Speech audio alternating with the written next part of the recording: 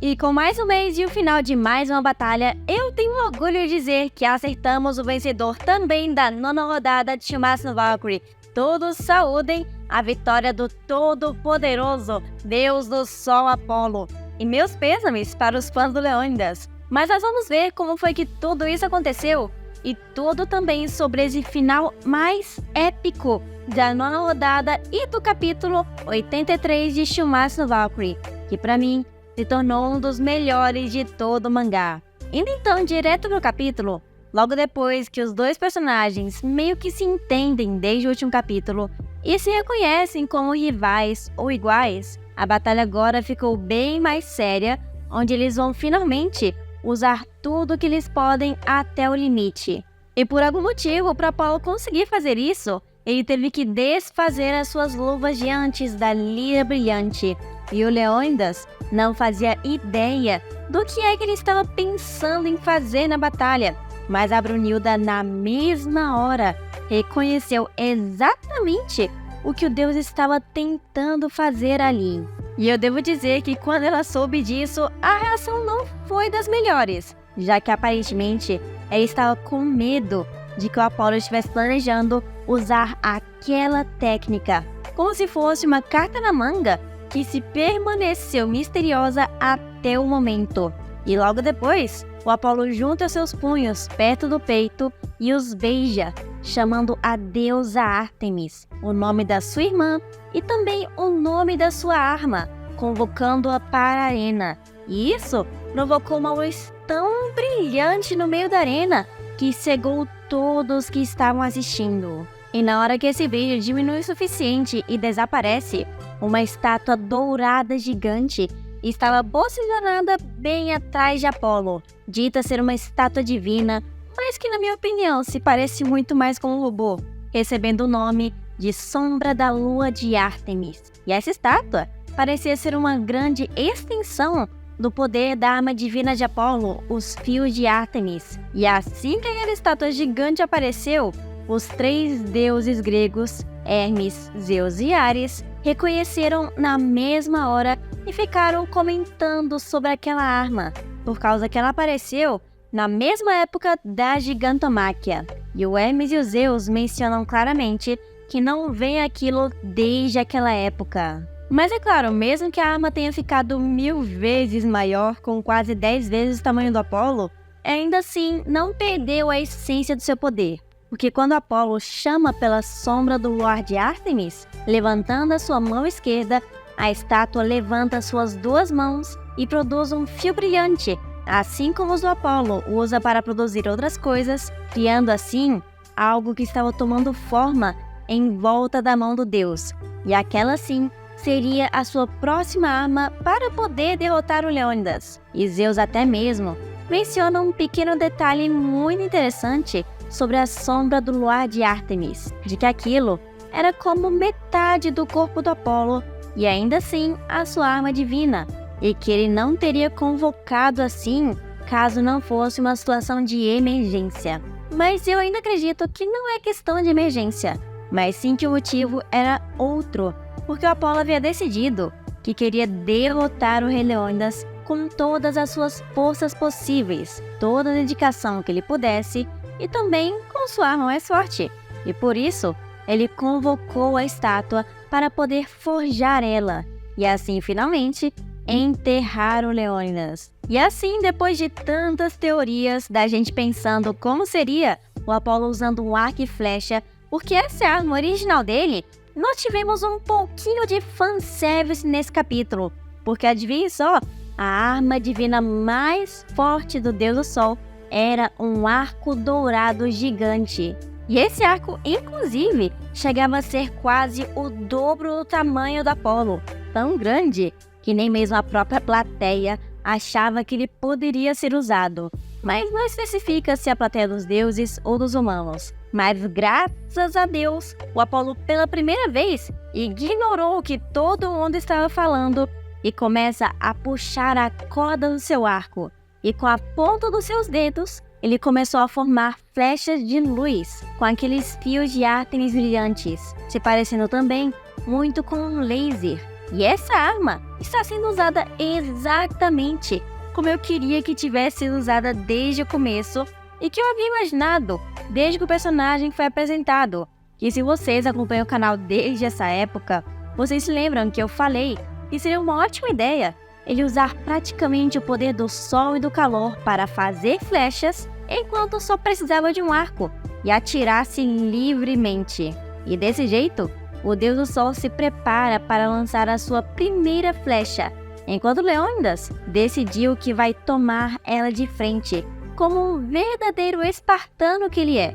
Mas você sabe que isso é uma péssima ideia quando até a própria Brunilda chama ele de idiota lá de cima da plateia e fala que ele nunca deveria levar uma dessas flechadas. Mas ao mesmo tempo, ele ignorou e ficou lá parado, deixando os conselhos da Brunilda de lado, sendo que ela sabe muito mais do que ele sobre todas as habilidades possíveis que o Apolo poderia utilizar contra ele. E se essa parte da tradução realmente estiver certa, podemos considerar que esse ataque do Apolo é muito poderoso, porque eu nunca tinha visto a Brunilda simplesmente gritar para tentar interferir na batalha e ajudar o humano. Então a situação realmente deve estar na desvantagem para o Leônidas. Então Apolo lança a sua primeira flecha, que não faz nenhum barulho específico e não tem nem mesmo uma onda de choque pela força do ataque. Parece ser simplesmente um pequeno laser, mas quando atinge o seu alvo lá atrás na parede da arena, começa a queimar o lugar que estava e também saindo fumaça do seu alvo. E ao vermos a situação do Leônidas, dava para enxergar claramente que ele havia sido perfurado pelo laser do Apolo perto do seu peito esquerdo. Mas o que mais impressiona a gente é que o Leônidas nem mesmo conseguiu enxergar a flecha de Apolo ser lançada por ele, e nem mesmo havia sentido a hora exata em que aquela flecha atravessou o seu corpo até que aconteceu de fato. E com toda a dor que agora ele estava sentindo naquela flecha praticamente queimando todo o seu corpo de dentro para fora, o humano cuspiu sangue e ficou sentindo essa dor ardilosa por dentro. E o Hermes, na mesma hora, cumprindo seu dever de explicar tudo o que a gente precisa, fala que as flechas do Apolo voam na velocidade da luz e são tão poderosas que se atingirem um ser humano, ele morrerá na mesma hora sem nem mesmo sentir dor, porque ele não sente a hora que a flecha passa, sendo descrito como o golpe mais rápido do mundo. E isso só me faz pensar em duas coisas. Primeiro, Kizaru, que também tem alguns feixes de luz que também atravessam a velocidade da luz, e também o Zeus, porque ele mesmo ia mais rápido de todos, principalmente entre os deuses de Shumatsu. Então, eu acredito que essa flecha, no máximo, deve estar ali abaixo do Zeus em questão dos golpes mais rápidos, e o Zeus só supera porque ele tem aquele golpe que ultrapassa o tempo e os jabs que são na velocidade da luz também. E inclusive o todo-poderoso Zeus ainda mencionou que os gigantes lá na Gigantomáquia não tiveram nenhuma chance contra esse ataque, e que também eles não tinham nada o que fazer ao ser acertados pela flecha, e que o Leônidas também já estava perdido, e o Zeus seria provavelmente o único capaz de impedir aquele ataque, já deixando super claro que esse com certeza é o segundo ataque mais rápido do verso, tirando os do próprio Zeus. E não, isso não é uma opinião minha. Realmente é dito que o Zeus seria provavelmente o único capaz de parar uma flecha do Apolo. Mas mesmo com o furo no seu corpo, o Leônidas continuou firme no chão, e a valquíria Geirolou surge para poder defender as flechas, sugerindo que eles fiquem com o escudo na forma base para tentar refletir as flechas. Mas não adiantava muita coisa, porque quem controlava aquele escudo era o próprio Leônidas, e ele não conseguia nem enxergar de onde estavam vindo essas flechas, fazendo então o rei ser obrigado a defender os ataques somente com sua pura intuição. E quando ele conseguia desviar alguns ataques, eles acertavam a plateia, que era obrigada a correr em desespero.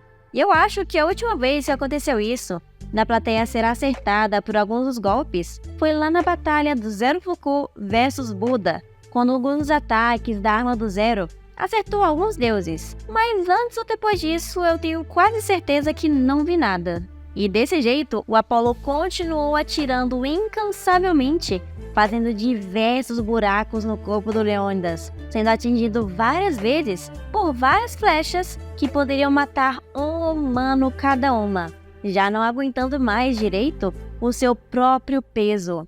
E essa cena também me lembra muito a batalha de Adão versus Zeus, onde o próprio Adão estava aguentando vários golpes hit kill dos Zeus na forma Adamas, e ainda assim se manteve de pé, lutando do jeito que podia, e também ainda tentando manter a sua postura de batalha. E o Apollo, reconhecendo o esforço do Leônidas, mais uma vez o chama de lindo, falando que não suporta causar mais dor para ele e que iria acabar com as coisas rápido, mirando então a próxima flecha direto na cabeça do Leônidas, que por mero impulso, quando a flecha foi acertada, defendeu exatamente a sua cabeça, desviando então a flecha de laser do Apollo de volta para ele, raspando em parte de seu braço e na estátua de Ártemis sendo perfurada ao meio. E eu repito, raspando no braço do Apollo, não arrancando, por causa que eu vi algumas pessoas meio confusas nisso ao saberem dos spoilers, mas o Apollo tem com certeza ainda os seus 2 braços grudados no corpo. E o Leônidas então ficou mais uma vez sendo elogiado e também falando mal do Apollo, gritando que vai enfrentar o deus de igual para igual sem mostrar nenhuma piedade, fazendo então de novo o Apollo elogiar ele e rir, dizendo que os dois são iguais e por isso ele odeia o Leônidas também. Mas na verdade estava mais do que na cara que os dois agora estavam meio que se admirando e reconhecendo a força um do outro. Mas antes de acabar com tudo, o Apollo faz uma pergunta bem interessante sobre por que o Leônidas luta, e assim ele responde que era pela vingança contra Apollo e pela sobrevivência da humanidade, os dois mais básicos, mas ainda falando outras razões para isso, dizendo que aquele lugar era o seu próprio campo de batalha como um verdadeiro guerreiro espartano, e que os seres humanos, infelizmente, não podem escolher como eles nascem, e é por isso que eles escolhem como vivem e como morrem, e a única coisa que eles seguem é a sua própria alma. E o Leônidas queria ser a pessoa mais egoísta do mundo, que fica apegada a Esparta, e por isso que ele lutava, dizendo então todo esse motivo para o Apollo, meio que parecido um discurso, lembrando até mesmo o discurso do Tesla que ele fazia antes de sua morte. E dessa maneira, o Leônidas alinhou perfeitamente a sua alma com a da Girolou e transforma seu escudo num escudo ainda mais simples, no estilo espartano, dando origem ao escudo da verdade, retornando lá atrás, na época em que ele só usava esse escudo espartano para lutar. E vendo isso, o Apollo resolve responder na mesma moeda que o Leônidas estava mostrando para ele, transformando então a sombra da lua de Ártemis em algo completamente diferente, quase como um arco gigante. E a nova flecha, ao invés de ser um feixe de luz, era o próprio Apollo que seria arremessado. E dessa maneira, os dois golpes iriam agora colidir e dar início ao ataque final. E se o Apollo atravessasse a defesa do humano, ou o Leônidas conseguisse segurar e esmagar o Apollo, teria declarado o fim de toda a rodada. E para ajudar com esse ferimento que estava no seu braço direito daquele último ataque refletido dele, e também provavelmente para ajudar um pouco na sua força, como nós vimos alguns capítulos atrás, o Apollo enrola os fios de Ártemis em seu próprio braço, enquanto o Leônidas enche seu escudo com energia que praticamente explode ao bater no chão. E é assim que Apollo foi arremessado na direção de Leônidas com toda a sua força, a ponta da flecha, que era o braço direito do Apollo, acabou quebrando a Volunde e revelando o escudo da verdade sendo destruído.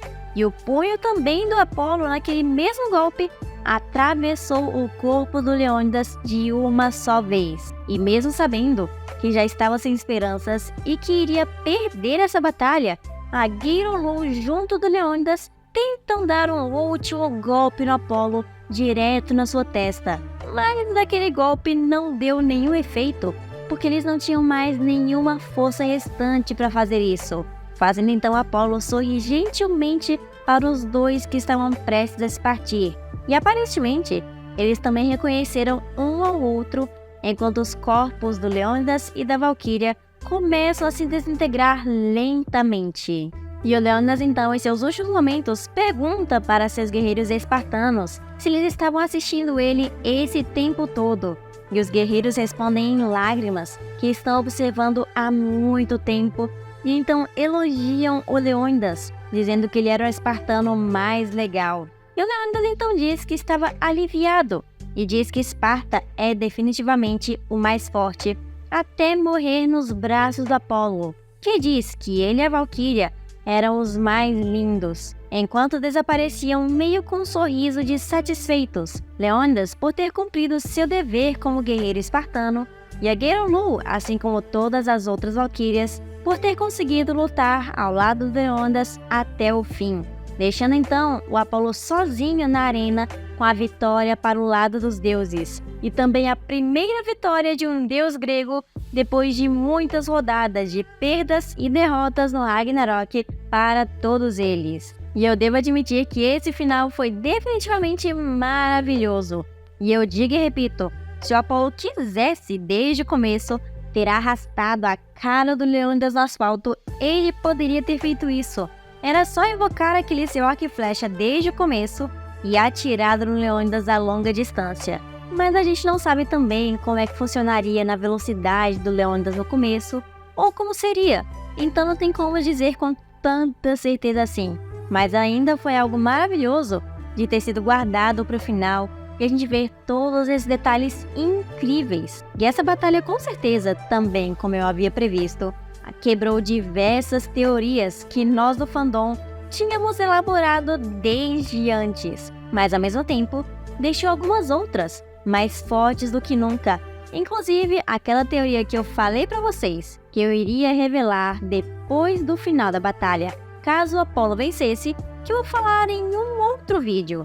E também, sem sombra de dúvidas, eu tenho certeza que essa arma divina do Apolo é a melhor arma de todo o universo de Shimatsu Valkyrie, seja dos deuses ou dos humanos, é a melhor. E eu duvido que alguém aqui embaixo nos comentários consiga dizer o contrário.